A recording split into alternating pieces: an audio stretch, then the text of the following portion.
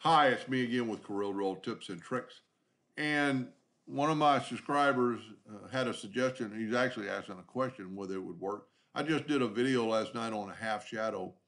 So if we hit the plus key on the keyboard, and then we'll make our second copy of this light gray and grab that skew handle and move it down, and then actually click on it again, you can actually skew it, make it look like that. His question was, couldn't you just cut this in half now?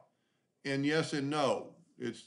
I don't really think it's worth it in a way, but if we go to object and convert it, well, let's break it apart first, then grab it all. We have to convert it to a curve because it's now a font. There's really no way to cut it. He was like suggesting just taking this, and it could possibly work, but it doesn't cut, perfectly.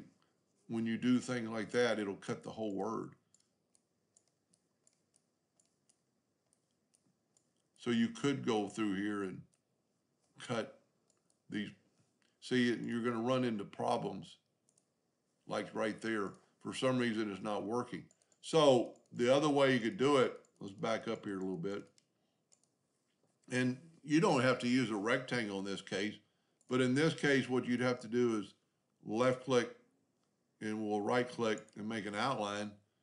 And then we can put our line through, we can put a line through here, hold down the control button so it's equal, and then take the virtual segment delete key and cut these lines away. The only problem in doing it this way, you cannot just fill them in. Let's try welding them and then right clicking. See, you can't, there's no way to fill it with the exception of using the smart fill tool as far as I know. Maybe somebody will chime in here. So you could do this. I don't really see the advantage over what I was doing last night with this. And then what you're going to want to do is then you can grab it all and right click your mouse, no outline, and all your outlines will go away. So it does kind of the same thing. But I think my first way was better than that.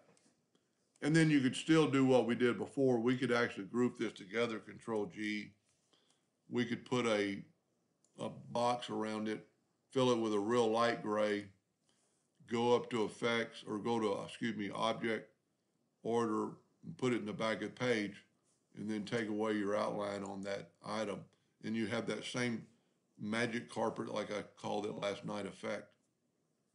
Anyway, I hope that helped. Thank you for watching.